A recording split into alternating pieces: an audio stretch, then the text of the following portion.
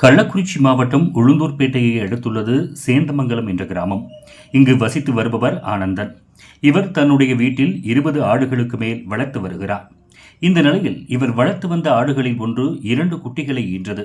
அதில் ஒரு குட்டி சாதாரண ஆட்டுக்குட்டியைப் போல இருந்தது.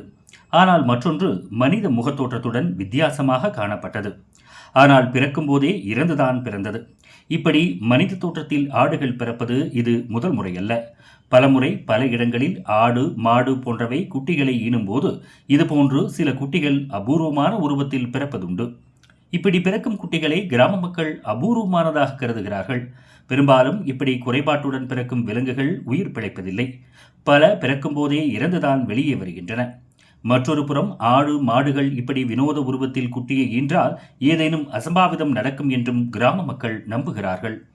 ஆனால் மனித முகத்துடன் விலங்குகள் பிறப்பது பற்றி விஞ்ஞானிகள் சொல்லும்போது சைக்ளோபியா என்று அழைக்கப்படும் ஒரு அரிய பிறவி குறைபாடு காரணமாக இந்த உருவ மாறுபாடு ஏற்படுகிறது. பொதுவாக 16,000 விலங்குகளில் ஒரு விலங்கு இப்படியான குறைபாட்டுடன் பிறக்கிறது. விலங்குடன் மனிதன் உறவு கொண்டால் இவ்வாறாக குட்டிகள் உருவாகும் என்ற கூற்றையும் மருத்துவர்கள் மறுக்கிறார்கள்.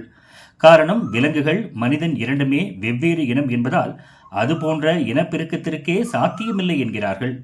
கால்நடைகளில் கருவில் ஏற்படும் குறைபாட்டால் இத்தகைய தோற்றம் ஏற்படுவதாகவும், கருவில் நீர் கோர்த்து அவை முகம், கால்கள் என பகுதிகளை வீங்கச் செய்துவிடும் போது இப்படியான ஆட்டுக்குட்டியின் முகம் வீங்கி போய் மனித ரூபத்தில் காணப்படுகிறது என்று விளக்கம் தருகிறார்கள்.